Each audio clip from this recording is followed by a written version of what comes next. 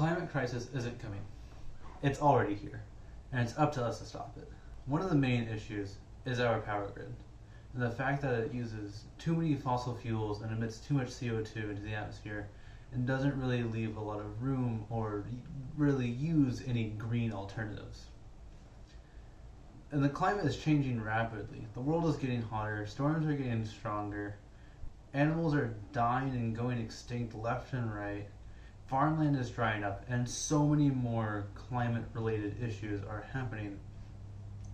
And it's because of all the CO2 and other greenhouse gases that the current power grid is emitting. The way most energy is produced now sends greenhouse gases into the atmosphere. But there is a solution to this. It's called green and renewable energy.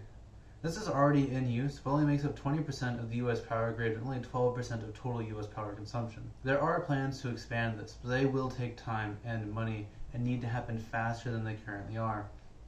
One example of a country that already implements this well would be Iceland.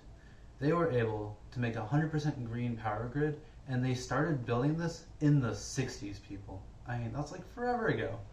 They have been totally green since like the 70s.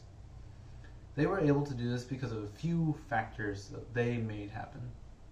The first major takeaway from Iceland's power grid is that they have a cohesion at every level, from the top of the government to the many municipalities that make up Iceland, to the people who inhabit it. They all work together to achieve the goal of a green power grid. Second was government incentives for research and development of geothermal energy in Iceland. The government funded research and recouped losses for people in Iceland that did research on geothermal and hydrodynamic power. And they also had a lot of long-term planning that went into this. They built a green power grid that would work for then and now and into the future. And it's still 100% green other than the cars they drive to this day. And let's be real, those cars are going to change pretty soon. And lastly, they were a success story of trying to go green. And what Iceland did isn't necessarily a handbook for all countries.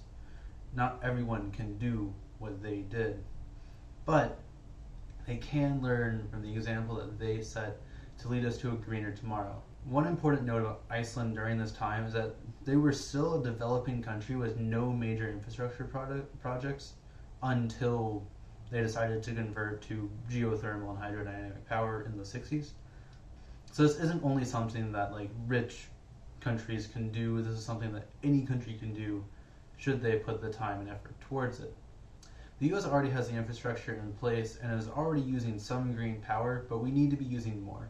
We just need greater public support and greater incentives for private companies and individuals to switch to green solutions. And the support now is also coming from the top. The Biden administration has designated nearly 400 square miles off the California coast to become wind turbine farms, as well as looking at sites off the East Coast. And that California site alone is estimated to power 1.6 houses in the near future. And the Biden administration is looking to cut the US CO2 emissions to half of what they were in 2005 by the year 2030. Now we just need a kick for private and companies to do the same. My solution to this is that the US government should impose greater regulations on large corporations and also mainly electricity companies to make more green power, and impose fines on companies that don't do that within the next 5 years is, I think, a reasonable number. So, yeah. The climate crisis is happening, people, but we can make a difference. Thanks for coming to my TED Talk.